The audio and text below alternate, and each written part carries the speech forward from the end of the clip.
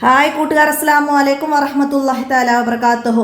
5ാം class English medium school മദ്രസയിലെ അഹ്കാമു തജ്വീദിലെ അദ്ദർസു സാലിസ് അഷ്റ 13ാമത്തെ പാഠവുമായിട്ടാണ് ഇന്ന് വന്നിരിക്കുന്നത്.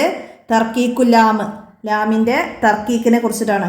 നമ്മൾ കഴിഞ്ഞ പാഠത്തിൽ പഠിച്ചിരുന്നു ജലാലത്തിൻ്റെ ഇസ്മിന് തഫീമും തർക്കീക്കും വരുന്നത്. ഇവിടെ ലാമിന് തർക്കീക്ക് വരുന്നതാണ് നമ്മൾ മനസ്സിലാക്കുന്നത്. നമുക്ക് പാഠത്തിലേക്ക് കടക്കാം. ബിസ്മില്ലാഹിർ റഹ്മാനിർ റഹീം. അപ്പോൾ ഇവിടെ മുകളിൽ കുറച്ച് ആയത്തുകൾ തന്നിട്ടുണ്ട്. നമുക്ക് അതിനെക്കുറിച്ച് പറയുന്നതിന് മുന്നേ ഇവിടെ വായിക്കാം. അല്ലാഹു എന്ന ജലാലത്തിൻ്റെ ഇസ്മിന് മുമ്പ് ഫത്തഹോ ലൊമ്മയോ വന്നാൽ ജലാലത്തിൻ്റെ ഇസ്മിലെ ലാമിനെ തഫീം ചെയ്ത് ഓതണം എന്ന് നാം പഠിച്ചു.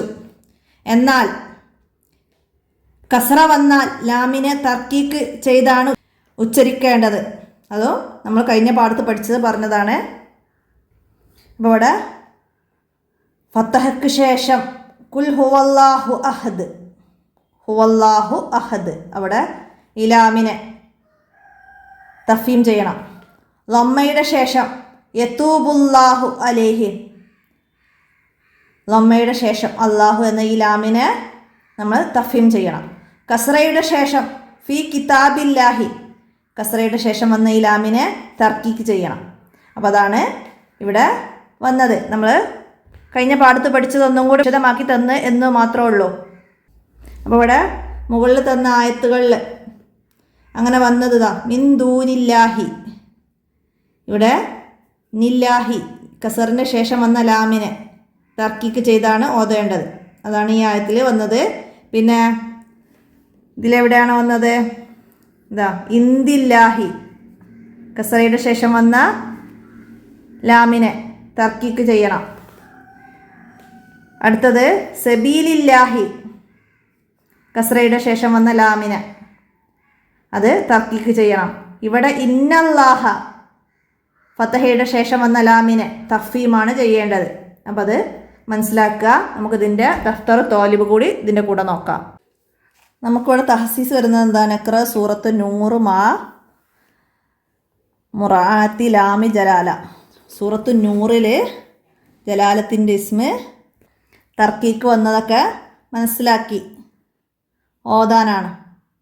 പിന്നെ സൂറത്ത് യാസീൻ 61 മുതൽ 65 വരെയും റാത്തീബ് ഹദ്ദാദും അതൊക്കെ മനഃപ്പാഠമാക്കി പഠിക്കുക. നിങ്ങൾ ഇതിൻ്റെ ഈ ബുക്കിൻ്റെ അവസാനത്തിലുണ്ട് അതൊക്കെ. അപ്പോൾ അതൊക്കെ നിസ്കാരത്തിൻ്റെ ശേഷമുള്ള ദുആ ഒക്കെ ഉണ്ട് അവിടെ. അതൊക്കെ നന്നായി മനസ്സിലാക്കി പഠിക്കുക. ഹിഫ്ള് എക്സാമിന് അത് ചോദ്യമായിട്ട് നിങ്ങൾക്ക് വരാം. വിട്ട ഭാഗം പൂരിപ്പിക്കുന്ന ചോദ്യമായിട്ട് ഫിക്ക് എക്സാമിനാണ് നിസ്കാരത്തിന് ശേഷമുള്ള ദുആ ഉണ്ടാവുക, മസായിലുൽ ഫിഖ്ഹിൽ. അപ്പോൾ അതൊക്കെ നന്നായി മനസ്സിലാക്കി പഠിച്ചാലാണ് നമുക്ക് എക്സാമിന് എഴുതാൻ കഴിയുള്ളൂ. അതൊക്കെ മനസ്സിലാക്കുക. അപ്പോൾ ഇത്രയാണ് ഇതിൽ നിങ്ങൾ മനസ്സിലാക്കാനുള്ളത്. ഇനി നമുക്കതിൻ്റെ ദഫ്തർ തോലിബ് നോക്കാം. ഇവിടെ നുജിബ് ചോദ്യങ്ങൾക്ക് ഉത്തരം എഴുതാനാണ് ആദ്യം. എന്താണ്? ജലാലത്തിലെ ഇസ്മിലെ ലാമിനെ തർക്കീക്കാക്കേണ്ടത് എപ്പോൾ? തർക്കീക്കാക്കേണ്ടത് എപ്പോഴാണ്?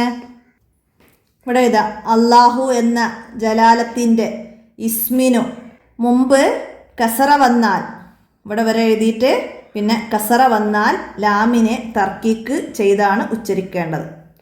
അപ്പോൾ ജലാലത്തിൻ്റെ ഇസ്മിലെ ലാമിനെ തർക്കീക്ക് ചെയ്യേണ്ടത് എപ്പോഴെന്ന് വെച്ചാൽ ജലാലത്തിൻ്റെ ഇസ്മിന് മുമ്പ് കസ്റ വന്നാൽ, ബാക്കി ഇവിടുന്ന് എഴുതാം, കസ്റ വന്നാൽ ലാമിനെ തർക്കീക്ക് ചെയ്താണ് ഉച്ചരിക്കേണ്ടത്. അടുത്തത് താഴെയുള്ള ആയത്തുകളിൽ നിന്ന് ജലാലത്തിൻ്റെ ഇസ്മിനെ തർക്കീക്കാക്കിയതിൻ്റെ ഉദാഹരണങ്ങൾ കണ്ടെത്താനാണ്. എന്നിട്ട് അതിവിടെ താഴെ ഒരു ബോക്സ് ഉണ്ട്, അതിലേക്ക് എഴുതണം. ഇവിടെ എന്താണ്? തർക്കീക്കാക്കിയതിനാണ് കാണേണ്ടത് ദീനില്ലാഹി. അപ്പോൾ ദീനില്ലാഹി എന്ന് നമുക്ക് ഒന്നവിടേക്ക് എടുത്ത് എഴുതാം. കസ്റയുടെ ശേഷം അല്ലാഹു എന്ന് വന്നു. അടുത്തതാ മിന്ദൂനില്ലാഹി, മിന്ദൂനില്ലാഹി അവിടെയൊക്കെ എഴുതാം. കഹുബില്ലാഹി, കഹുബില്ലാഹി ഇവിടെയും വന്നിട്ടുണ്ട്, മനസ്സിലാക്കാം. അടുത്തതാ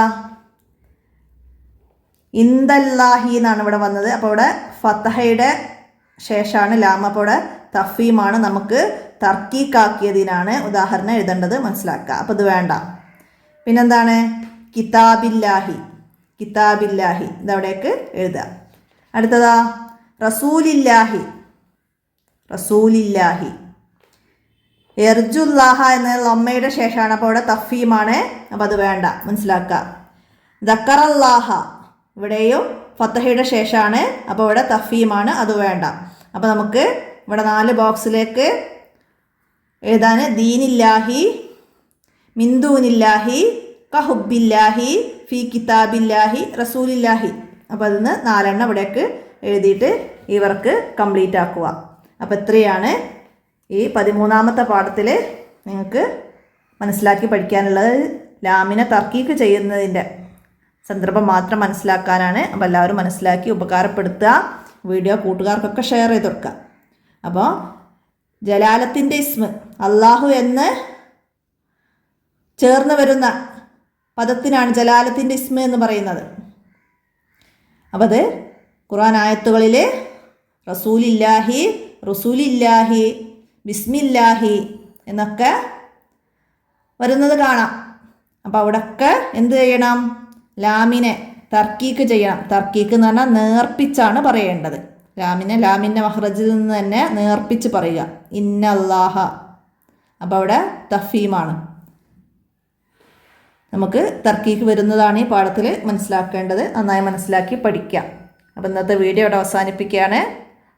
അസ്സലാമു അലൈക്കും വറഹ്മത്തുള്ളാഹി വബറകാതുഹു.